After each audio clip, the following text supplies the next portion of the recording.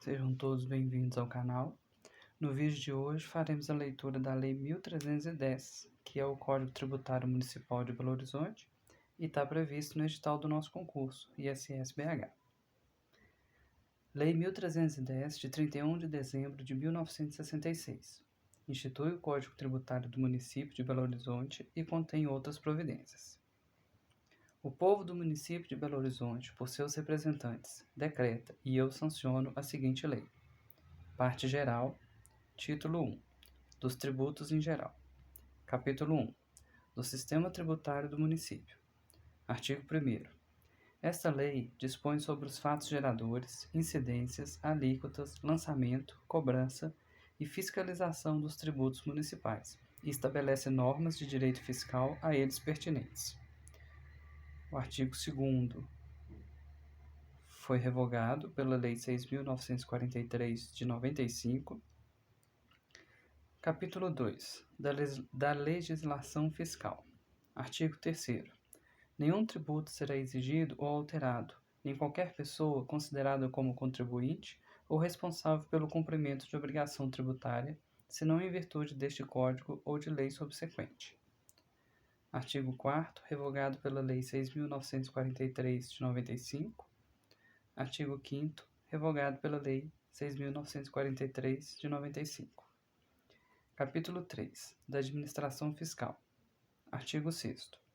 Todas as funções referentes a cadastramento, lançamento, cobrança, recolhimento, restituição e fiscalização de tributos municipais, aplicação de sanções por infração de disposições desta lei, bem como as medidas de prevenção e repressão às fraudes, serão exercidas pelos órgãos fazendários e repartições a eles subordinadas, segundo as atribuições constantes de lei de organização dos serviços administrativos e respectivo regulamento. Artigo 7º. Os órgãos e servidores incumbidos da cobrança e fiscalização dos tributos, sem prejuízo do rigor e vigilância indispensáveis ao bom desempenho de suas atividades, darão assistência técnica aos contribuintes sobre a interpretação e fiel observância das leis fiscais. Parágrafo único. Aos contribuintes é facultado reclamar aos respectivos órgãos responsáveis a falta dessa assistência. Artigo 8º.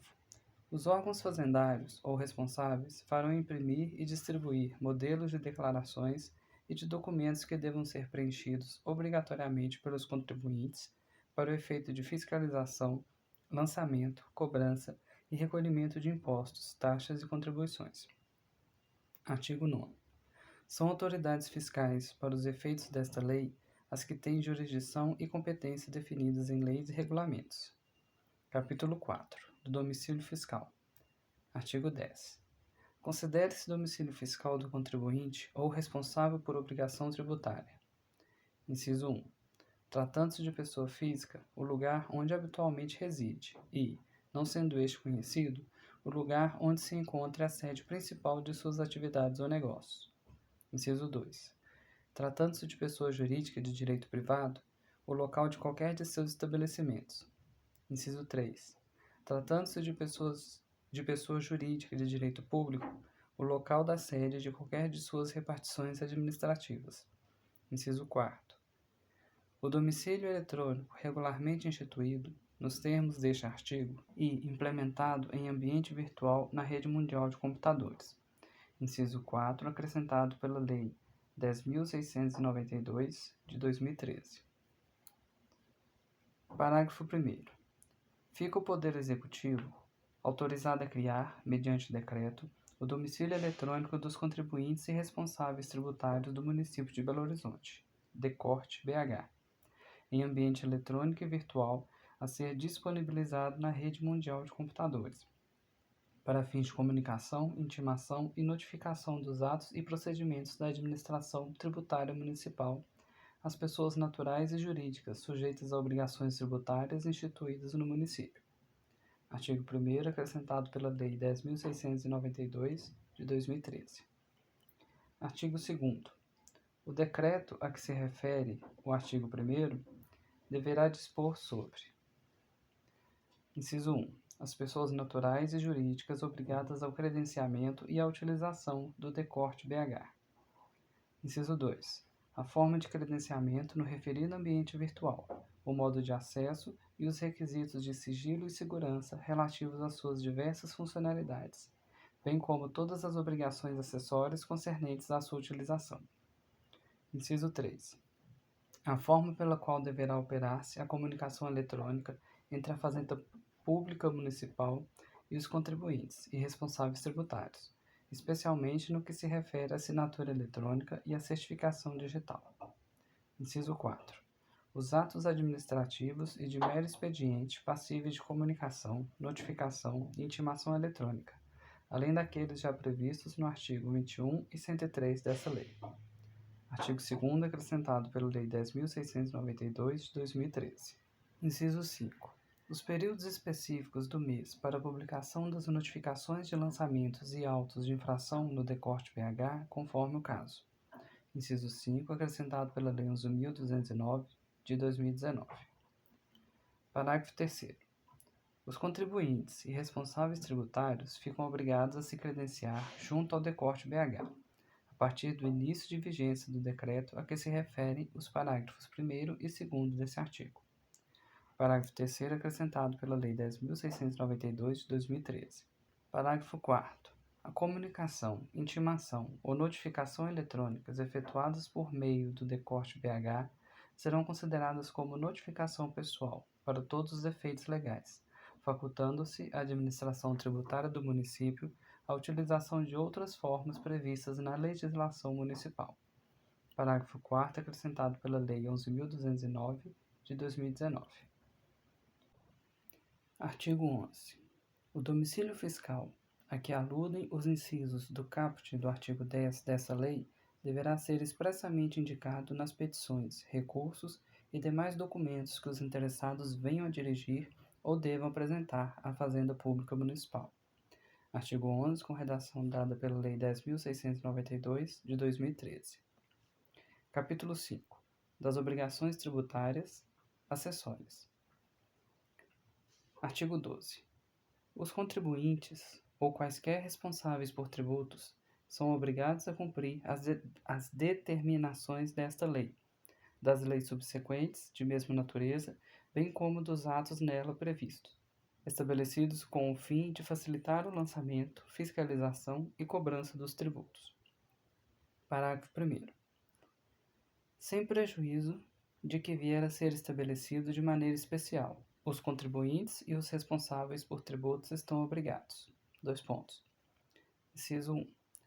A apresentar declarações e guias e a escriturar em livros próprios os fatos geradores da obrigação tributária segundo as normas desta lei e dos respectivos regulamentos. Inciso 2, revogado pela Lei 3.271, de 1980. Inciso 3. A conservar e apresentar ao fisco, quando solicitado, qualquer documento que, de algum modo, se refira a operações ou situações que constituam fato gerador de obrigações tributárias, ou que sirva como comprovante da veracidade dos dados consignados em guias e documentos fiscais. Inciso 4. A prestar, sempre que solicitados pelas autoridades competentes, informações e esclarecimentos que, a juízo do fisco, se refiram a fatos geradores de obrigações tributárias. Inciso 5. De modo geral, a facilitar, por todos os meios a seu alcance, as tarefas de cadastramento, lançamento, fiscalização e cobrança dos tributos devidos ao erário municipal. Parágrafo 2º. Mesmo no caso de isenção, ficam os beneficiários sujeitos ao cumprimento do disposto neste artigo. Artigo 13. O fisco poderá requisitar a terceiros e estes ficam obrigados a fornecer-lhe todas as informações e dados referentes a fatos geradores de obrigação tributária para os quais tenham contribuído ou que devam conhecer, salvo quando, por força de lei, devam guardar sigilo em relação a esses fatos. Caput retificado em 4/4 de 1967. Artigo 1º. As informações obtidas por força desse artigo têm caráter sigiloso e só podem ser utilizadas em defesa dos interesses fiscais da União, do Estado e deste município. Artigo 2º. Constitui falta grave, punível nos termos do Estatuto dos Funcionários Municipais, a divulgação de informações obtidas no exame de contas ou documentos que forem exibidos. Capítulo 4. Do lançamento. Artigo 14. O lançamento é o ato privativo da autoridade administrativa destinado a tornar exigível o crédito tributário, mediante verificação da ocorrência da obrigação tributária correspondente, a determinação da matéria tributável, o cálculo do montante do tributo devido, a identificação do contribuinte e, sendo o caso, a aplicação de penalidade cabível. Artigo 15. O ato de lançamento é vinculado e obrigatório, sob pena de responsabilidade funcional, ressalvadas as hipóteses de exclusão ou suspensão do crédito tributário previstas nesta lei. Artigo 16. O lançamento reporta-se à data em que haja surgido a obrigação principal e rege-se pela lei então vigente, ainda que posteriormente modificada ou revogada. Parágrafo 1º. Aplica-se ao lançamento a legislação que, posteriormente ao nascimento da obrigação, instituindo novos critérios de apuração da base de cálculo, haja estabelecido novos métodos de fiscalização, ampliando os poderes de investigação das autoridades administrativas ou outorgado maiores garantias e privilégios à Fazenda Municipal, exceto, no último caso, para atribuir responsabilidade tributária a terceiros. Parágrafo 2º. O disposto neste artigo não se aplica aos impostos lançados por períodos certos de tempo, desde que a lei tributária respectiva fixe expressamente a data em que o fato gerador deva ser considerado para o efeito de lançamento.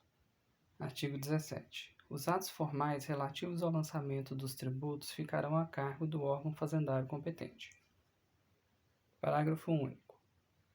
A omissão ou erro de lançamento não isenta o contribuinte do cumprimento da obrigação fiscal, nem de qualquer modo lhe aproveita. Artigo 18.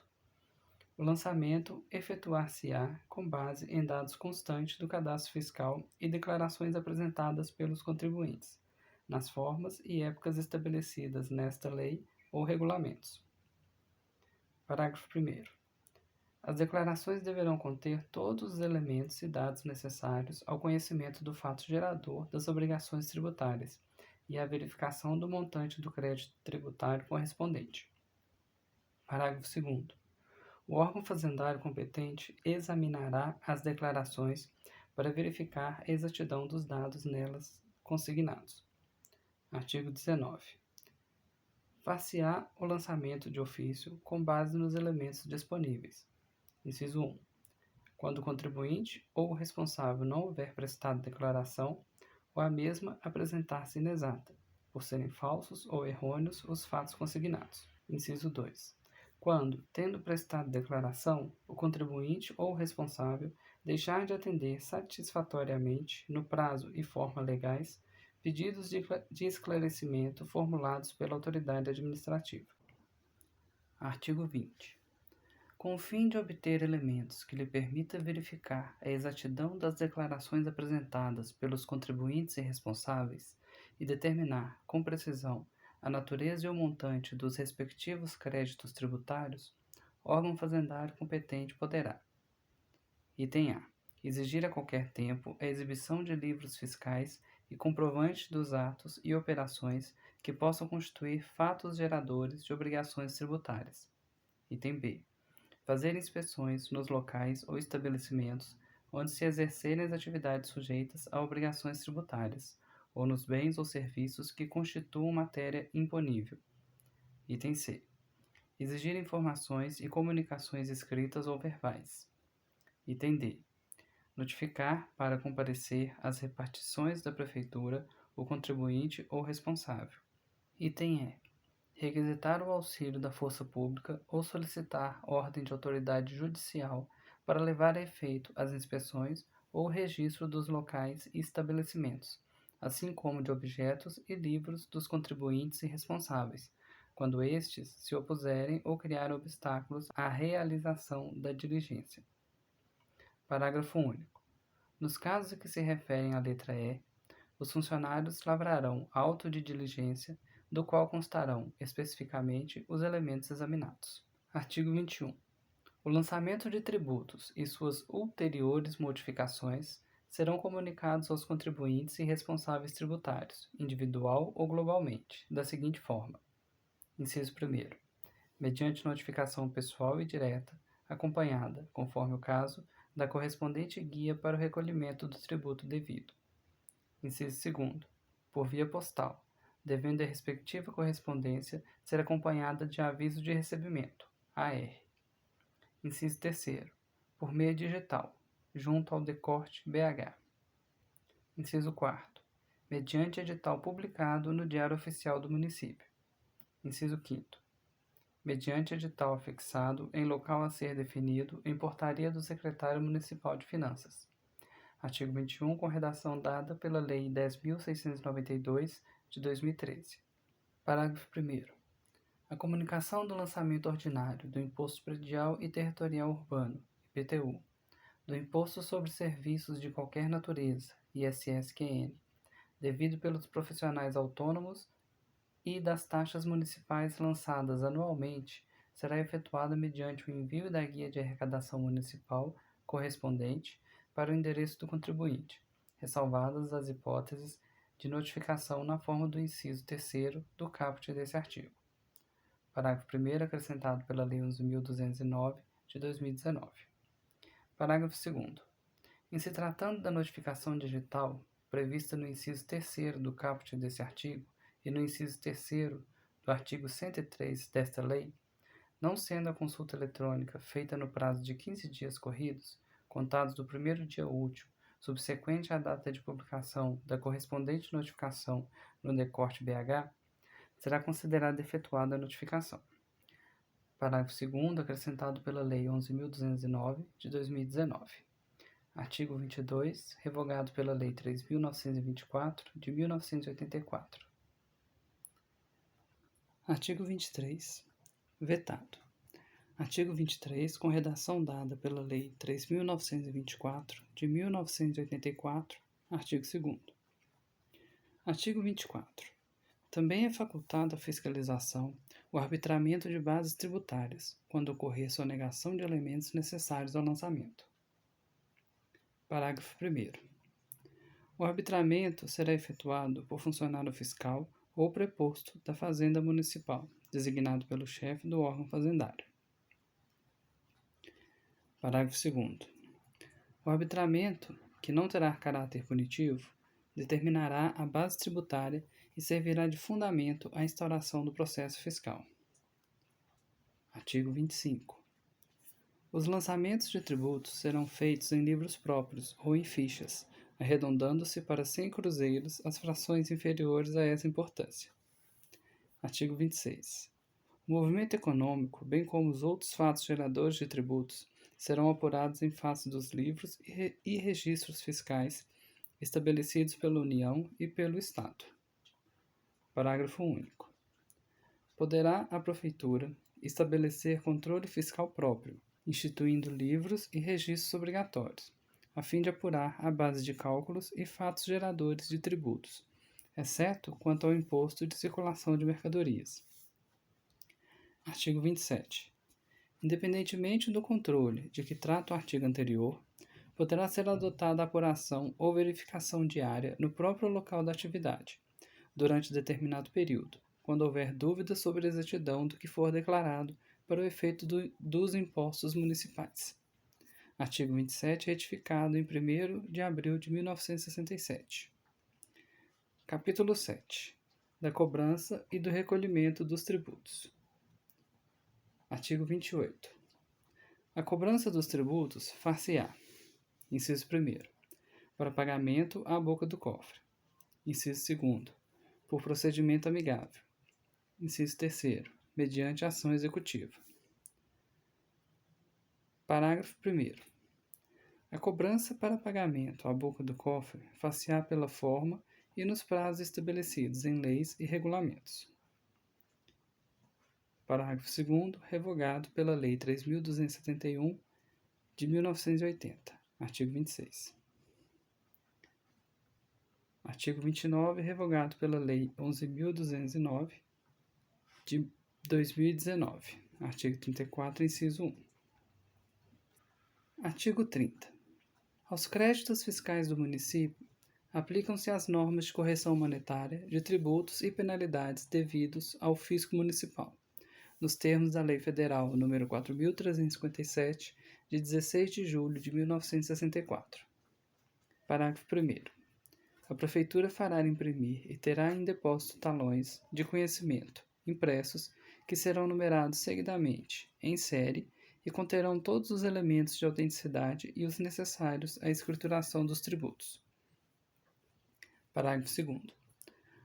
Os conhecimentos serão extraídos, no mínimo, em 3 vias: a carbono de dupla face, a lápis tinta, caligraficamente legíveis, sem borrões, emendas ou rasuras, ou datilografados quando mecanicamente preparados, para se verificar erro ou engano.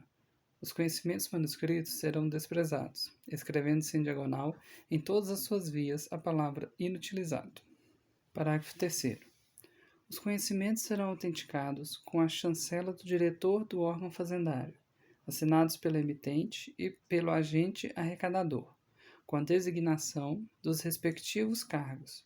Mencionarão o exercício financeiro e, discriminadamente, os impostos, taxas, contribuições e multas a que se referirem.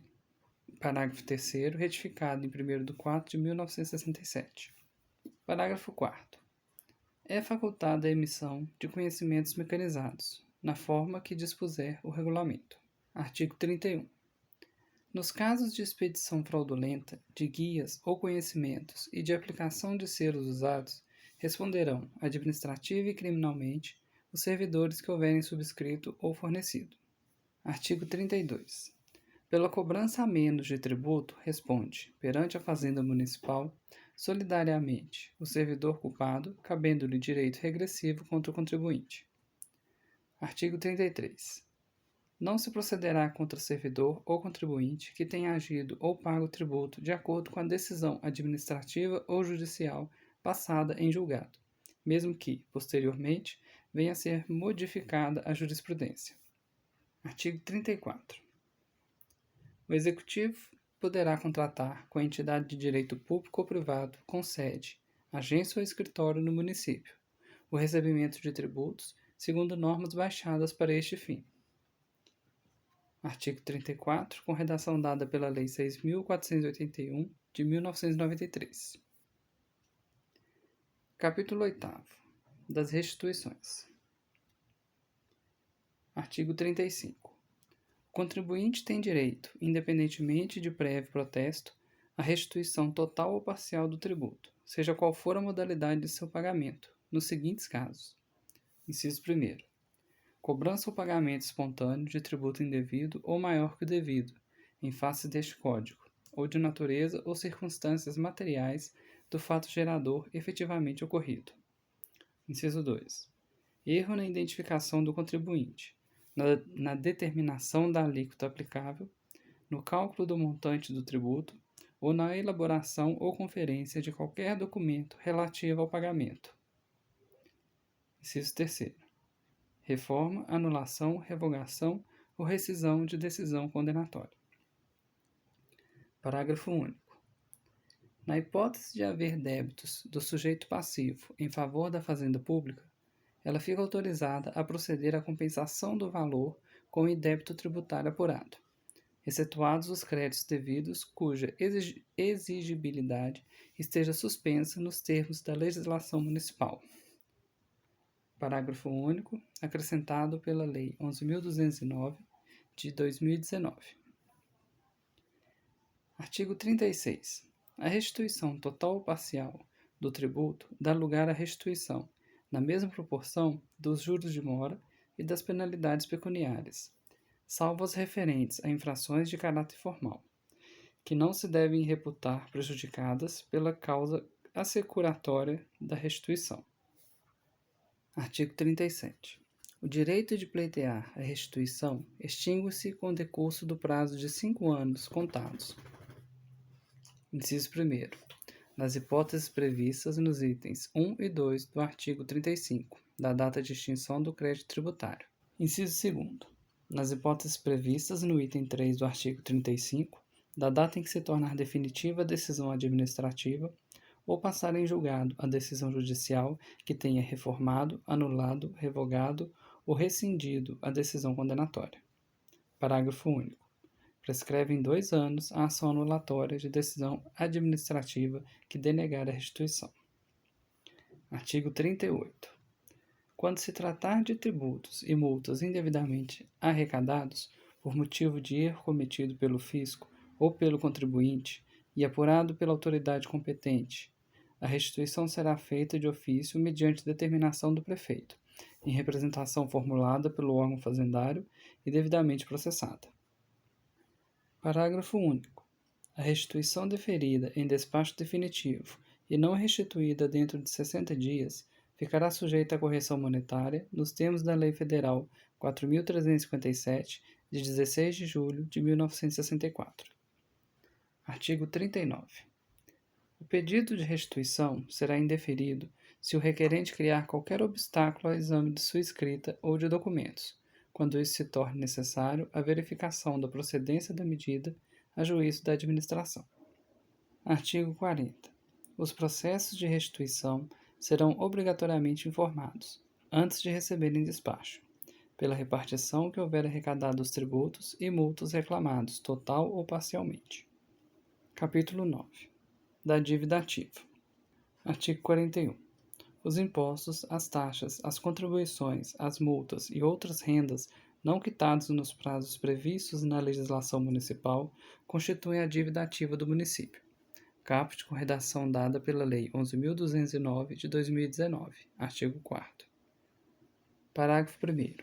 A inscrição em dívida ativa do município será feita após o vencimento dos prazos previstos em lei, regulamento ou instrumento específico. Parágrafo 1º, com a redação dada pela Lei 11.209 de 2019, artigo 4º. Parágrafo 2º. A inscrição do débito não poderá ser feita na dívida ativa enquanto não forem decididos definitivamente a reclamação, o recurso ou o pedido de reconsideração. Parágrafo 2º, retificado em 1º de abril de 1967. Parágrafo 3º. Ao contribuinte não poderá ser negada certidão negativa de débito ou de quitação, desde que garantido o débito fiscal questionado, através de caução do seu valor, em espécie, ORTN ou ORTM. Parágrafo 3º, com redação dada pela Lei 3.271, de 1980, artigo 22. Artigo 42. As multas por infração de leis e regulamentos municipais serão consideradas como dívida ativa, imediatamente inscritos, assim que se findar o prazo para interposição de recursos, quando interposto, não obtiver provimento. Artigo 43. Os créditos devidos ao município, após expirado o prazo para o pagamento, serão inscritos imediatamente na dívida ativa, por contribuinte, inclusive com os encargos por atraso de pagamento previstos na legislação. Artigo 43, com a nova redação dada pelo artigo 1º da Lei 11.315, de 2021. Artigo 44. A inscrição da dívida ativa será feita em livros especiais, com individualização e clareza, e deverá conter o nome do devedor e, quando possível, seu domicílio ou residência, origem e natureza do débito, a quantia devida, a data e número de inscrição, número do processo administrativo ou de auto de infração, quando dele se originar a dívida, e o exercício ou período a que se referir. Artigo 45. Revogado pela Lei 11.209, de 2019. Artigo 46. A inscrição da dívida ativa basear-se-á em relações levantadas pelos órgãos competentes. Artigo 47. Serão cancelados, mediante despacho do prefeito, os débitos, inciso 1º, legalmente prescritos. Inciso 2º, de contribuinte que hajam falecido ou desaparecido, sem deixar bens que exprimam valor. Parágrafo único. O cancelamento será determinado ex officio, ou a requerimento da pessoa interessada, desde que fiquem provadas a morte ou a ausência do devedor e a inexistência de bens, ouvidos os órgãos fazendário e jurídico da Prefeitura. Artigo 48. A dívida ativa será cobrada por procedimento amigável ou judicial. Parágrafo 1º. Feita a inscrição, a respectiva certidão deverá ser imediatamente enviada ao órgão encarregado da cobrança judicial, para que o débito seja ajuizado no menor tempo possível. Parágrafo 2º. Enquanto não houver o ajuizamento, o órgão encarregado da cobrança promoverá, pelos meios ao seu alcance, a cobrança amigável do débito. Parágrafo 3º. As dívidas relativas ao mesmo devedor, quando conexas ou consequentes, poderão ser acumuladas em uma só ação. Artigo 49. As certidões da dívida ativa, para cobrança judicial, deverão conter os elementos mencionados no artigo 44, além da indicação do livro e folha de inscrição. Artigo 50. O recolhimento do débito considerado dívida ativa far-se-á à vista de guia, em 2 ou mais vias, expedidas e assinadas pelo órgão ou servidor que efetuar a cobrança. Parágrafo 1º. Quando o pagamento for feito com intervenção de serventuário da Justiça, a guia de recolhimento deverá ser visada pelo representante da Prefeitura no feito. Parágrafo 2º. As guias mencionarão o nome do devedor, o número da inscrição, a importância do débito, o exercício ou período, a multa, os juros de mora, a correção monetária e custas. Parágrafo 3º, revogado pela Lei 6.943, de 1995. Artigo 51.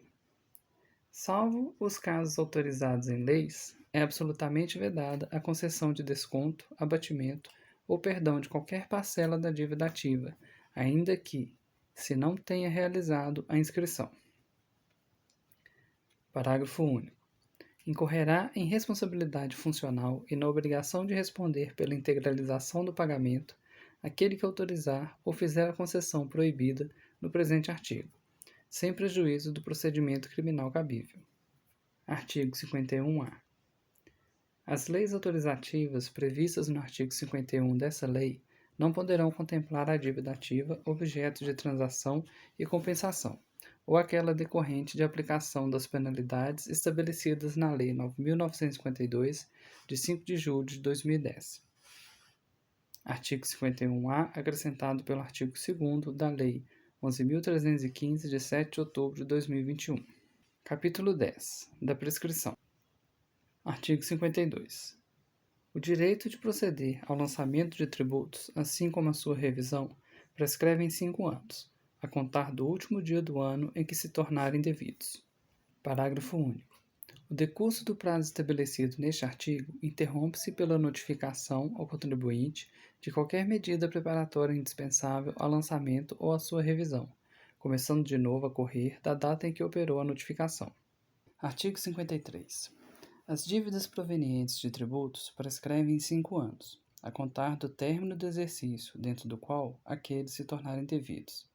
A dívida ativa inferior a 1/20 de salário mínimo regional prescreve, porém, em 3 anos, contados do prazo de vencimento, se prefixado, e, no caso contrário, da data em que foi inscrita. Artigo 54. Interrompe-se a prescrição da dívida fiscal. Inciso 1º. Por qualquer intimação ou notificação feita a contribuinte, por repartição ou funcionário fiscal para pagar a dívida. Inciso 2º. Pela concessão de prazos especiais para esse fim. Inciso 3º. Pelo despacho que ordenou a citação judicial do responsável por efetuar o pagamento. Inciso 4º. Pela apresentação do documento comprobatório da dívida em juízo de inventário ou concurso de credores. Artigo 55. Cessa em 5 anos o poder de aplicar ou cobrar multas por infração a esse Código, exceto nos casos de quantia inferior a 1/20 do salário mínimo regional, em que o prazo será de 3 anos. Capítulo 9. Das imunidades e isenções. Artigo 56. Os impostos municipais não incidem sobre a Emenda Constitucional número 18. Inciso 1º. O patrimônio, a renda ou os serviços da União, dos Estados, do Distrito Federal e de outros municípios. Inciso 2º. Templos de qualquer culto. Inciso 3º. O patrimônio, a renda ou os serviços de partidos políticos e de instituições de educação ou de assistência social, observado o artigo 14 da Lei Federal 5.172, de 25 de outubro de 1966, e leis posteriores. Inciso 4º. O papel destinado exclusivamente à impressão de jornais, periódicos e livros. Inciso 5º. O tráfico intermunicipal de qualquer natureza, quando representarem limitações ao mesmo. Parágrafo 1º. O disposto no número 1º deste artigo é extensivo às autarquias, tão somente no que se refere ao patrimônio, à renda ou nos serviços vinculados às suas finalidades essenciais ou delas decorrentes. Parágrafo 2º. O disposto neste artigo é extensivo aos serviços públicos concedidos pela União, quando a isenção geral for por elas instituída por meio de lei especial, tendo em vista o interesse comum. Parágrafo 2º retificado em 1º de 1967. Parágrafo 3º. A imunidade tributária de bens móveis dos templos se restringe àqueles destinados ao exercício do culto, compreendidas dependências destinadas à administração e serviços indispensáveis ao mesmo culto. Parágrafo 4º. As instituições de educação e assistência social somente gozarão da imunidade mencionada no número 3º deste artigo quando se tratar de sociedades civis legalmente constituída e sem fins lucrativos. Artigo 57, revogado pela Lei 6.943, de 1995. Artigo 58. A concessão de isenções apoiar-se-á sempre em fortes razões de ordem pública ou de interesse do município. Não poderá ter caráter pessoal e dependerá de lei aprovada por 2/3 dos membros da Câmara de Vereadores. Artigo 59. Verificada a qualquer tempo a inobservância das formalidades exigidas para a concessão ou o desaparecimento das condições que a motivaram, será a isenção obrigatoriamente cancelada. Artigo 60. As imunidades e isenções não abrangem as taxas de contribuição de melhoria, salvo as exceções expressamente estabelecidas neste Código. Artigo 60, retificado em 1º de 1967. Título 2. Das sanções penais. Capítulo 1. Das penalidades em geral. Artigo 61. Revogado. Artigo 62. Revogado. Artigo 63. Revogado. Artigo 64. 65. 66. 67. 68. 69. 70. 71. Todos revogados. Artigos 61 a 71, revogados. Artigo 72.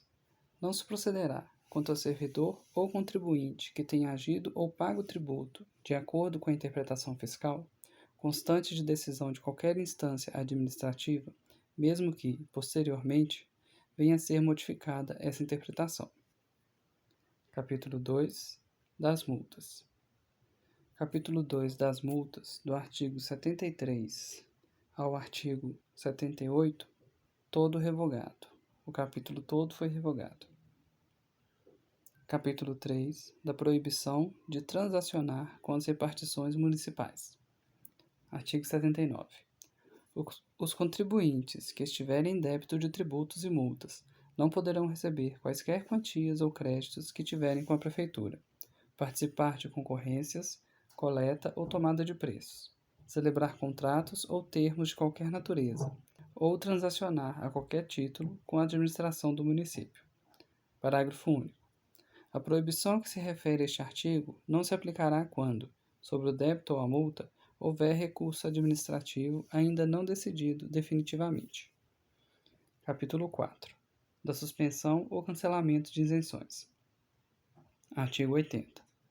Todas as pessoas, físicas ou jurídicas, que gozarem de isenção de tributos municipais e infringirem disposições desta lei, ficarão privadas da concessão por um exercício e, definitivamente, no caso de reincidência. Parágrafo único. As penas previstas neste artigo serão aplicadas pelo prefeito, quando for de sua competência a concessão, e estiver comprovada a infração em processo próprio, depois de aberta defesa ao interessado nos prazos legais. Capítulo 5. Da sujeição a sistema especial de fiscalização. Artigo 81, revogado pela Lei 6.943, de 95. Artigo 82. O regime especial de fiscalização de que trata esta lei será definido em regulamento. Capítulo 6. Das penalidades funcionais. Artigo 83. Serão punidos com multa equivalente até no máximo 15 dias do respectivo vencimento ou remuneração, sem prejuízo de pena mais grave prevista no Estatuto de Funcionários Municipais. 2 pontos. Item A. Os funcionários que, sendo de sua atribuição, se negarem a prestar assistência ao contribuinte, quando por este solicitada na forma desta lei. Item B. Os funcionários do fisco que, por negligência ou má-fé, lavrarem autos sem obediência aos requisitos legais, de forma a lhes acarretar nulidades. Artigo 84.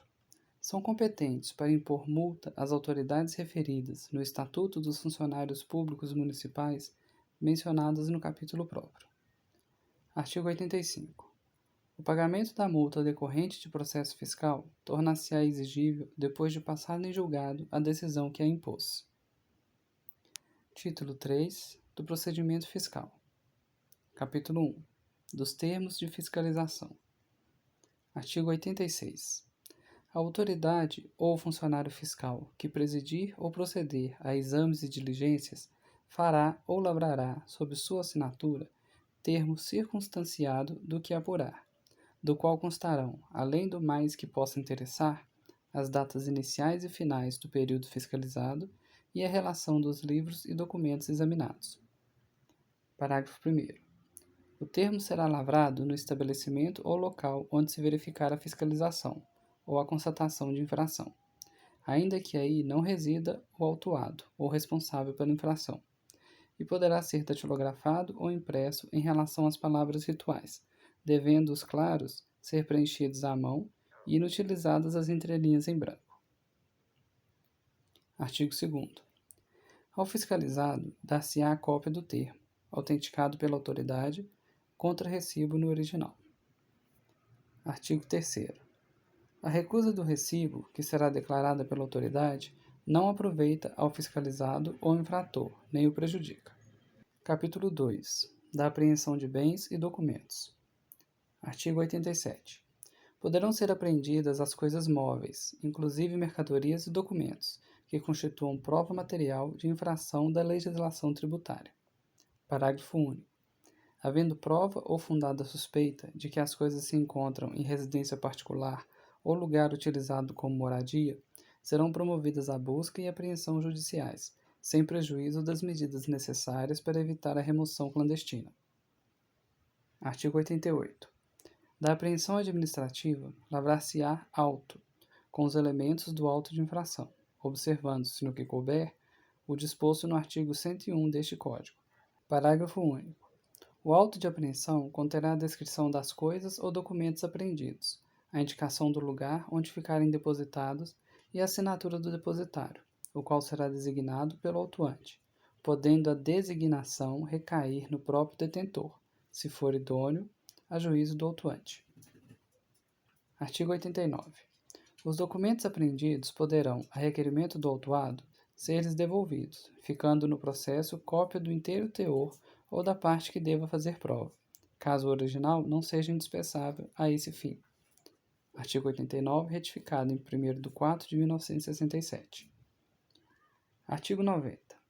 As coisas apreendidas serão restituídas, a requerimento, mediante depósito das quantias exigíveis, cuja importância será arbitrada pela autoridade competente, ficando retidos até a decisão final os espécimes necessários à prova. Artigo 91. Se o autuado não provar o preenchimento das exigências legais para a liberação dos bens apreendidos, no prazo de 60 dias, a contar da data da apreensão, serão os bens levados à asta pública. Parágrafo 1º. Quando a apreensão recair em bens de fácil deterioração, a asta pública poderá realizar-se a partir do próprio dia da apreensão. Parágrafo 2º. Apurando-se, na venda, importância superior ao tributo e multa devidos, será o autuado notificado, no prazo de 5 dias, para receber o excedente, se já não houver comparecido para fazê-lo. Parágrafo 3º. Decorrido o prazo de prescrição previsto no Código Civil, o saldo será convertido em renda eventual. Artigo 92. Não havendo licitante, os bens apreendidos poderão ser destinados pelo prefeito à instituição de caridade, quando de fácil deterioração ou de pequeno valor. Aos demais, após 60 dias, a administração dará o destino que julgar conveniente. Artigo 93.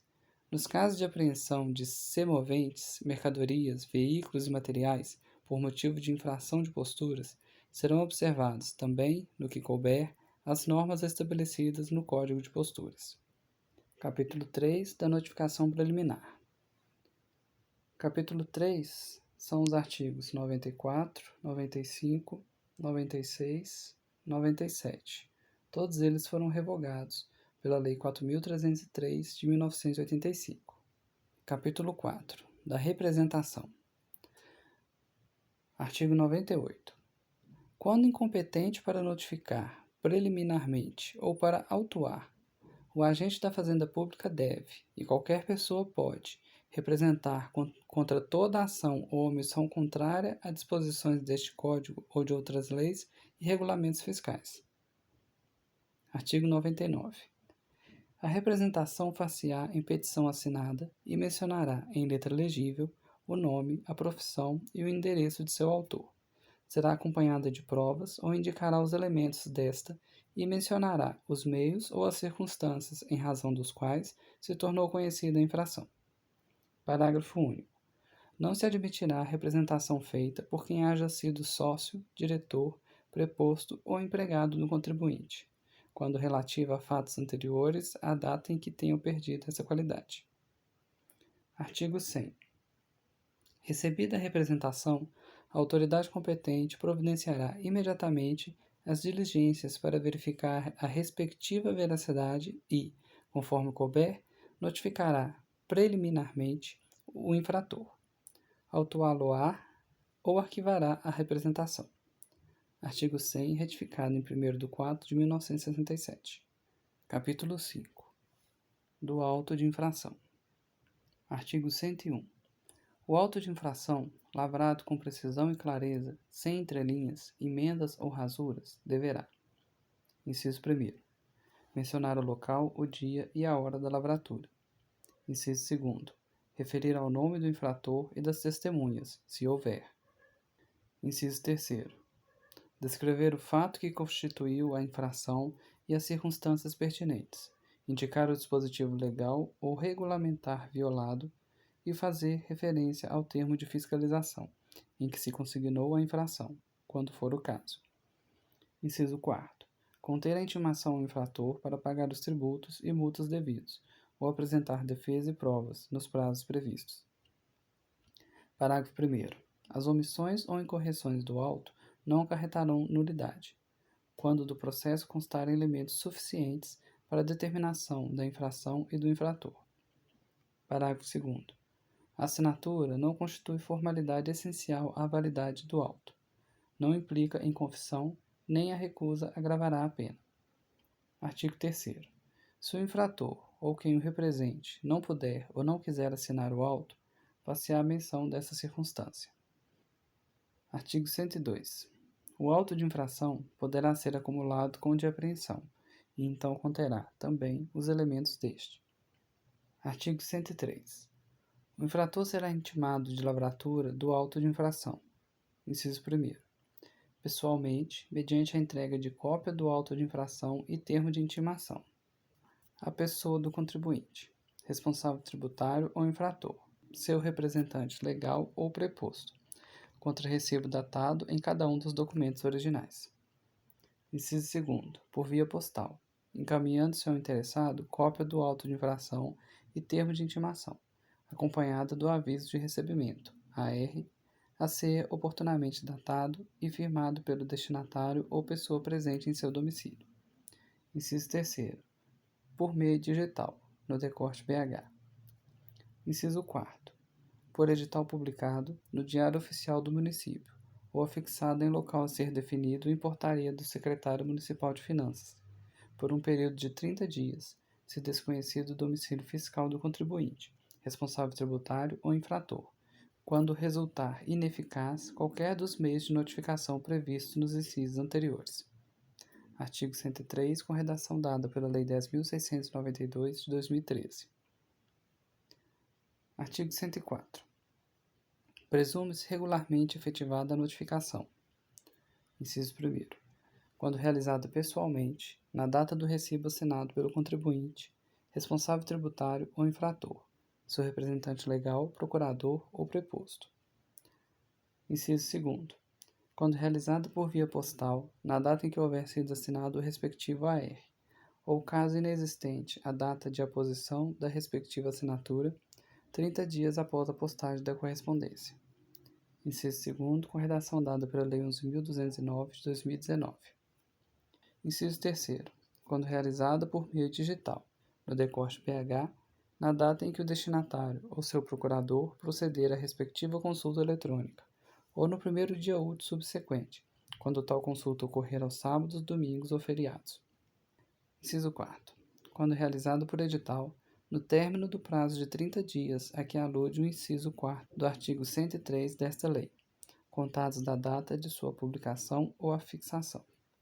Artigo 104, com redação dada pela Lei 10.692, de 2013, e parágrafo único revogado pela Lei 11.209, de 2019. Artigo 105.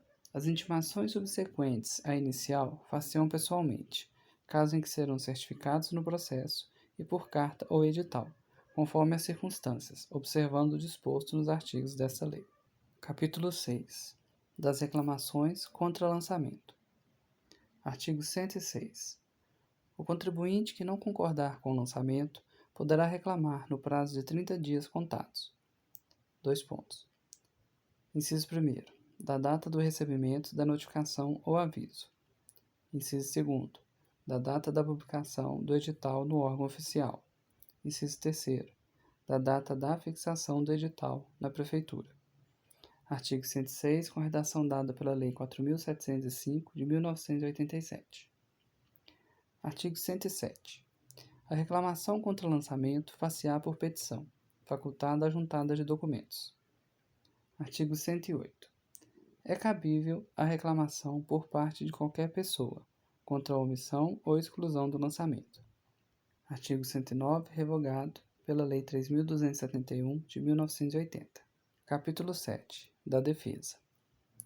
Artigo 110. O autuado terá o prazo de 30 dias, contados da intimação, para apresentar defesa ou recolher o débito. Artigo 110, com redação dada pela Lei 4.705, de 1987. Artigo 111. A defesa do autuado será apresentada por petição à repartição por onde corre o processo contra o recibo. Artigo 112.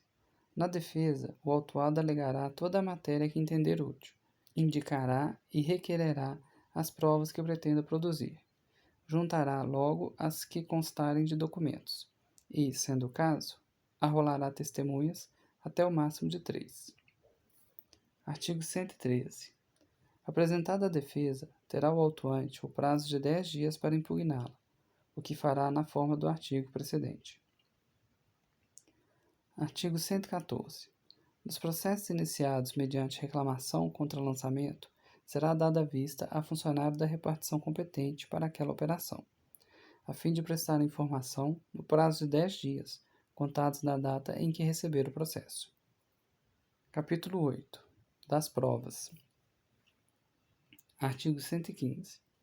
Findos os prazos a que se referem os artigos desta lei, o dirigente da repartição responsável pelo lançamento definirá, no prazo de 10 dias, a produção das provas que não sejam manifestamente inúteis ou protelatórias.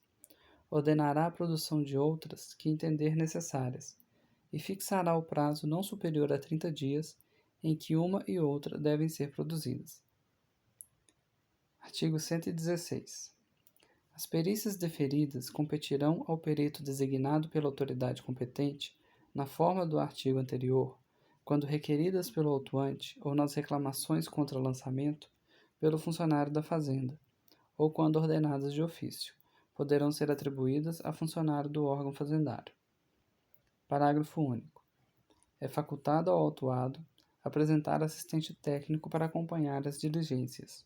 Artigo 117. Ao autuado e ao autuante será permitido sucessivamente reinquirir as testemunhas, do mesmo modo ao reclamante e ao impugnante nas reclamações contra lançamento. Artigo 118. O autuado e o reclamante poderão participar das diligências, e as alegações que tiverem serão juntadas ao processo ou constarão do termo da diligência, para serem apreciadas no julgamento. Artigo 119. Não se admitirá prova fundada em depoimento pessoal de funcionários municipais ou representantes da Fazenda Pública Municipal. Parágrafo único. Os exames de livros ou arquivos das repartições municipais só poderá ser feito dentro da unidade administrativa a que pertencerem e por perito designado pela Junta de Recursos Fiscais. Capítulo 9. Da decisão em primeira instância. Artigo 120. Findo o prazo para a produção de provas, ou perempto o direito de apresentar a defesa, o processo será presente ao chefe do órgão fazendário, que proferirá a decisão no prazo de 10 dias. Parágrafo 1º. Se entender necessário, a autoridade poderá, no prazo deste artigo, a requerimento da parte ou de ofício, dar vista, sucessivamente, ao autuado e ao autuante, ou ao reclamante e ao impugnante, por 3 dias a cada um, para alegações finais. Parágrafo 2º. Verificada a hipótese do parágrafo anterior, a autoridade terá novo prazo de 10 dias para proferir decisões. Parágrafo 3º. A autoridade não fica adstrita às alegações das partes, devendo julgar de acordo com sua convicção, em face das provas produzidas no processo. Parágrafo 4º. Se não considerar habilitada a decidir, a autoridade poderá converter o julgamento em diligência e determinar a produção de novas provas, observado o disposto no capítulo anterior e prosseguindo-se na forma deste capítulo, na parte aplicável. Artigo 121. A decisão redigida com simplicidade e clareza concluirá pela procedência ou improcedência do auto de infração ou da reclamação contra o lançamento, definindo expressamente os seus efeitos num e no outro caso. Artigo 122. Não sendo proferida a decisão no prazo legal, nem convertido o julgamento em diligência, poderá a parte interpor recurso voluntário como se for o julgado procedente o auto de infração, ou improcedente a reclamação contra lançamento, cessando, com a interposição do recurso, a jurisdição da autoridade de primeira instância. Capítulo 10. Dos recursos. Artigo 123.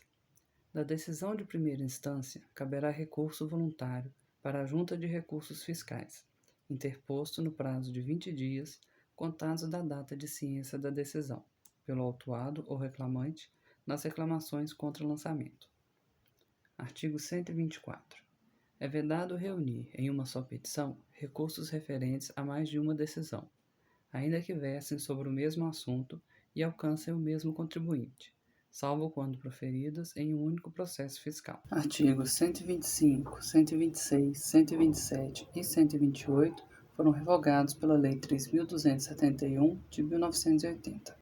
Artigo 129.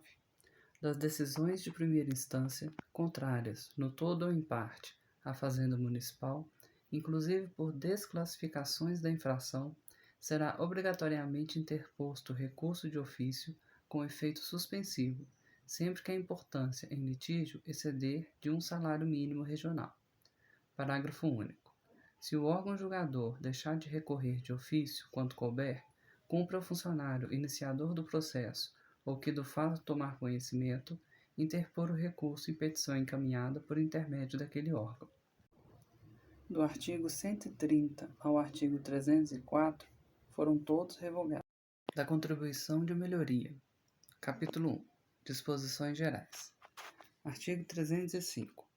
A contribuição de melhoria será cobrada pelo município para fazer face ao custo de obras públicas de que decorra valorização imobiliária, tendo como limite total a despesa realizada e como limite individual o acréscimo de valor que da obra resultar para cada imóvel beneficiado, especialmente nos seguintes casos.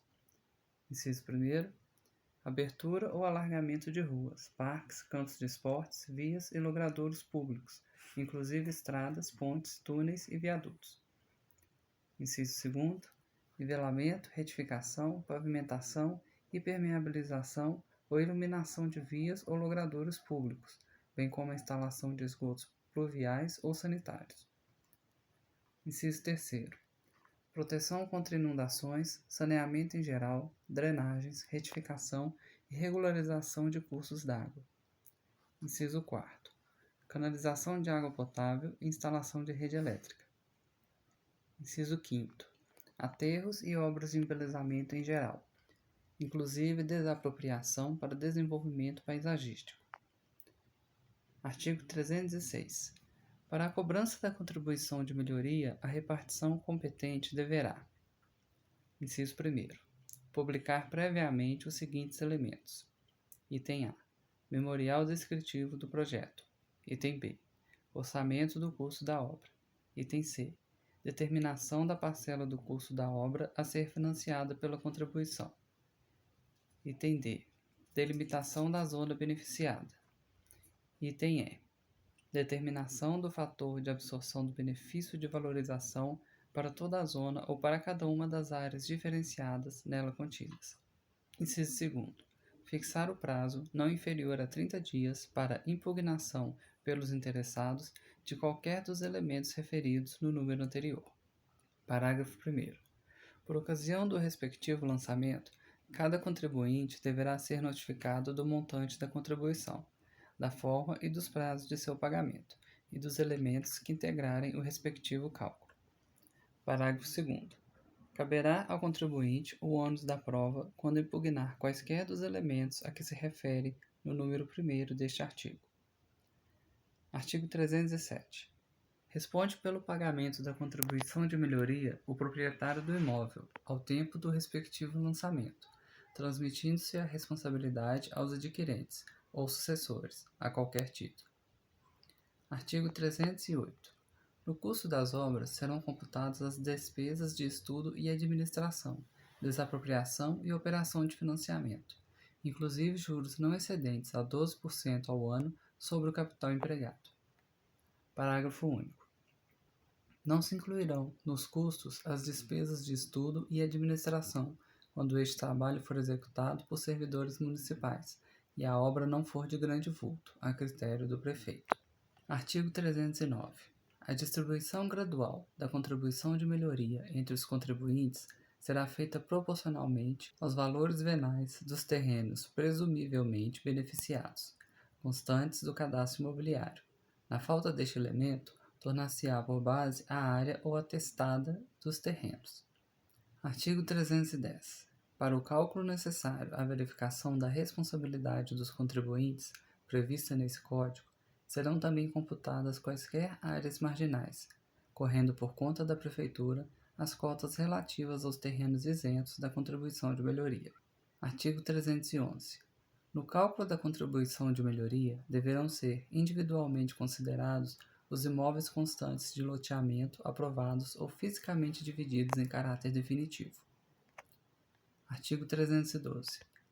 Para efeito de cálculo e lançamento da contribuição de melhoria, considerar-se-ão como uma só propriedade as áreas contíguas de um mesmo proprietário, ainda que provenientes de títulos diversos. Artigo 313. Quando houver condomínio, quer de simples terreno, quer de terreno e edificação, a contribuição será lançada em nome de todos os condôminos, que serão responsáveis na proporção de suas cotas. Artigo 314. No caso de parcelamento de imóvel já lançado, poderá o lançamento, mediante requerimento do interessado, ser desdobrado em tantos quantos forem os imóveis em que efetivamente se subdividir o primitivo. Artigo 315. Para efetuar os novos lançamentos previstos no artigo anterior, será a cota relativa à propriedade primitiva distribuída de forma que a soma dessas novas cotas corresponda à cota global anterior. Artigo 316. A contribuição de melhoria será paga de uma só vez, quando de valor, até a metade do salário mínimo regional, ou, quando superior, em prestações mensais nunca inferiores a 20% daquele salário, e em número ajustado com a administração, não podendo o prazo total ser superior a 36 meses. Parágrafo 1º. O pagamento em prestação importará no acréscimo de 8% de juros anuais, podendo o contribuinte liquidar o débito antecipadamente com desconto destes juros. Parágrafo 1º retificado em 4/4/1967. Parágrafo 2º.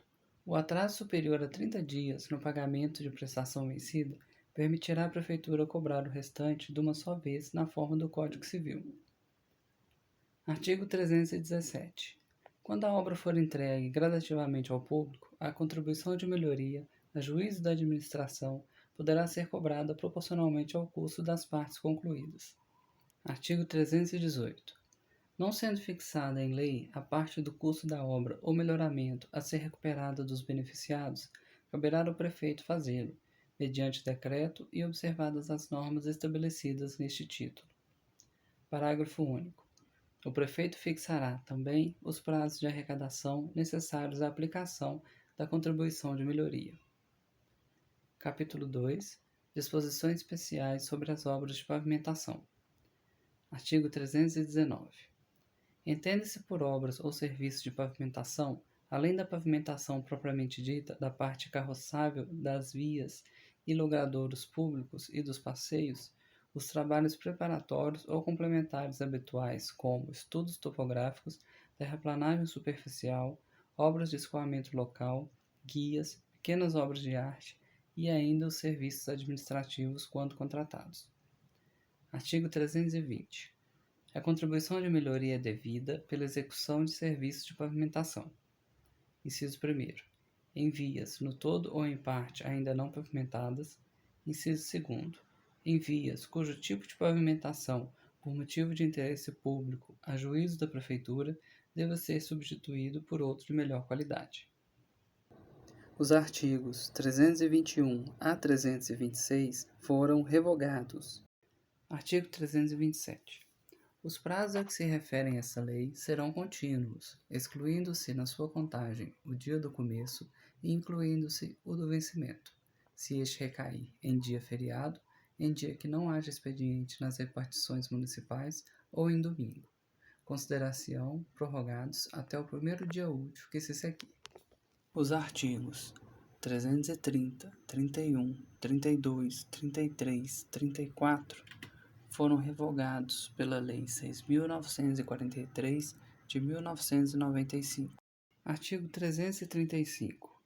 Os lançadores e inspetores de fiscalização do órgão fazendário poderão proceder à arrecadação, dentro do exercício, dos tributos municipais, desde que findos os prazos normais de arrecadação e esgotados os prazos de reclamação. Caput retificado em 4/4/1967. Parágrafo 1º. Procedimento igual se adotará para qualquer lançamento novo, mesmo que retroativo. Parágrafo 1º retificado em 1/4/1967. Artigo 336. Aos casos omissos ou contraditórios serão aplicadas as disposições da lei federal atinente à espécie. Artigo 337. Fica o prefeito autorizado a baixar regulamento necessário à execução desta lei. Artigo 338. Revogadas as disposições em contrário, entrará essa lei em vigor no dia 1º de janeiro de 1967. Mando, portanto, a quem o conhecimento e execução da presente lei pertencer, que cumpra e faça cumprir, tão inteiramente como nela se contém. Belo Horizonte, 31 de dezembro de 1966. Oswaldo P., Prefeito de Belo Horizonte.